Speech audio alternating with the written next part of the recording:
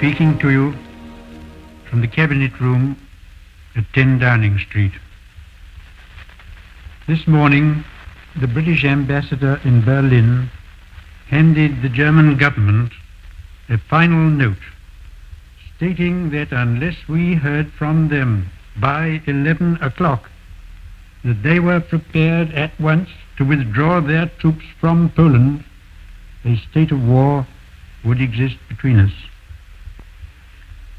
I have to tell you now that no such undertaking has been received, and that consequently this country is at war with Germany.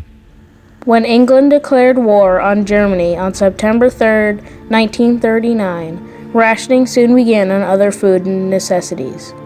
On January 8, 1940, bacon, butter, and sugar were rationed.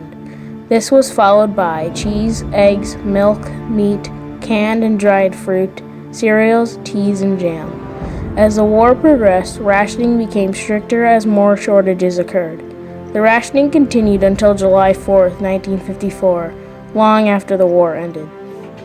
After World War I and during the economic depression of the 1930s, Great Britain's economy moved from agriculture to industry. Before the war started, Great Britain imported 2/3 of its food.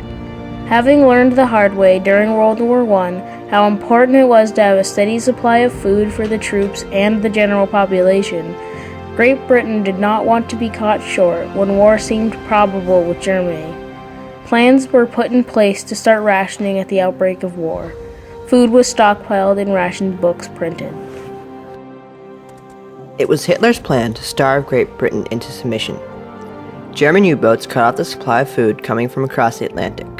Great Britain's population was called upon to conserve and produce more food. Farming became a reserved occupation, which meant they were exempt from the draft. The Ministry of Agriculture put farms under strict control. Britain was asked to double their food production, and later they were asked for even more. Rationing was instituted in World War II as a way to make it fair for all. Winston Churchill was worried that the rich would buy out stores and hoard food. Rationing will give everyone, rich and poor alike, an equal share of all that's going. The ration was established to stop this from happening and to allow more food to be sent to the soldiers. The ration was also to make sure that no one would suffer from malnutrition. This is extremely important since citizens had to make weapons and grow food. The population needed to remain healthy to accomplish this. The Ministry of Food was set up as a way to control rationing. Headed by Lord Frederick Walton, the ministry made sure that everyone got their fair share. They set price ceilings on goods to stop stores from selling things at exorbitant prices that only the rich could afford. The ministry equalized the food supplies through subsidies and items consumed by the poor and working class, such as bread, flour, oatmeal, meat, potatoes, milk, and eggs. Every person in Britain was issued a ration book. The information for the book, such as name and address, was filled out, and then the book was brought to the store to be registered. It was recommended that you kept your ration book with you at all times. The ration amounts to what was rationed varied throughout the war. A weekly ration for one person in 1939 consisted of 8 ounces of bacon or ham, 16 ounces of sugar, 4 ounces of loose tea, 8 ounces of cheese, 1 pound of fruit preserved per month, 6 ounces of lard, butter, and margarine, 2 ounces of sweet, 1 pint of milk, and 1 egg. Vegetables were not rationed. The Ministry of Agriculture encouraged people to grow as many as possible. The British population was asked to use any available space to grow crops. This is called the Dig for Victory campaign. The British population was told to cultivate their lawns, parks, and cricket pitches. The moat around the Tower of London was even turned to vegetable production. Farmers across Britain were expected to increase their yield by 60%. Farmers were also asked to help grow a pig with their neighbors in a pig club. Pig club members brought all their food scraps that were not fit for human consumption to the person who was taking care of the pig. The scraps were boiled down into swill and given to the pig. Half of the pig was given to the government. The other half was given to the pig club. It was required by law to have a constable there when a pig was slaughtered to make sure that no one took too much meat. People were also encouraged to raise rabbits in their backyard.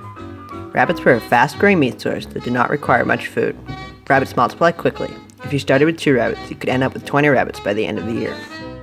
Because most able-bodied men had been conscripted, the Women's Land Army was formed. The land girls, as they were informally called, came from all across the country and became farmhands. The land girls were not actually employed by the government, but by the individual farmers. Many farmers thought that the land girls would not be able to do the same labor as a man, but soon learned they could.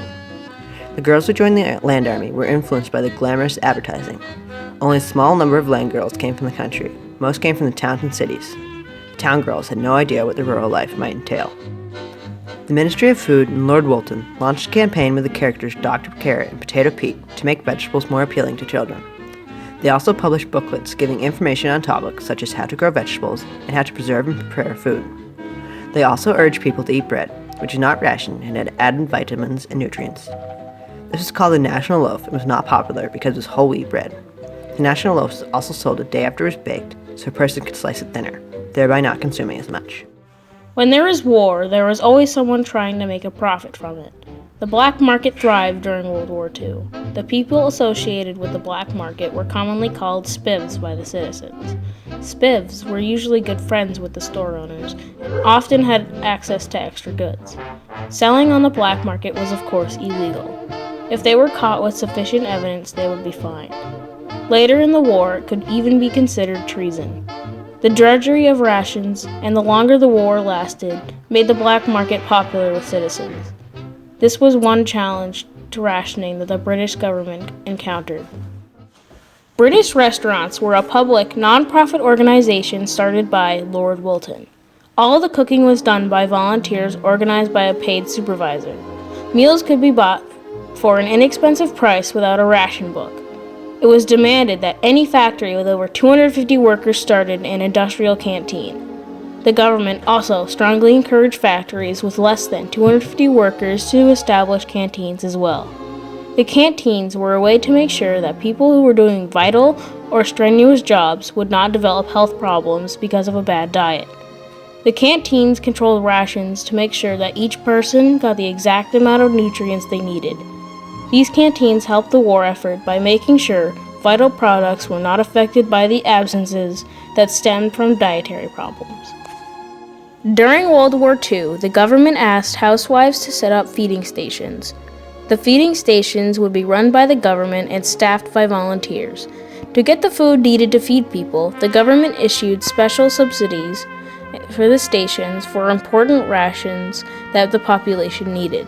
Most of the people who came to the feeding stations had been displaced by bombing and had nowhere to eat. This provided a place where people who had lost their goods or ration books could come to eat without ration coupons. Schools also provided school lunches, which were popular. They provided food for school children that stretched the ration. 1,850,000 school meals were served by the end of the war. Radio broadcasts were an effective way to get information to the population. During the war, the Ministry of Food had several radio programs designed to help the housewife. One of the most popular ones was The Kitchen Front. Another program was The Radio Doctor, which gave helpful tips on how to stay healthy and how to eat and grow food for good nutrition. Lord Woolton often spoke on the radio to encourage people to be happy with their rations and to not waste food. People caught wasting food could be fined or put in prison. Before the war, people in Britain had all they could eat. So when war struck and rationing was started, they were forced to find new ways to conserve and produce food. Under rationing, adults were able to stay fit and children were able to grow strong and healthy. This fact became apparent in the statistics of the time during the war. The infant mortality rate dropped and the overall population had many less health problems. Because the British people won the Battle of Home to conserve and produce food, they were able to win the war in spite of the many challenges they encountered. Thank you.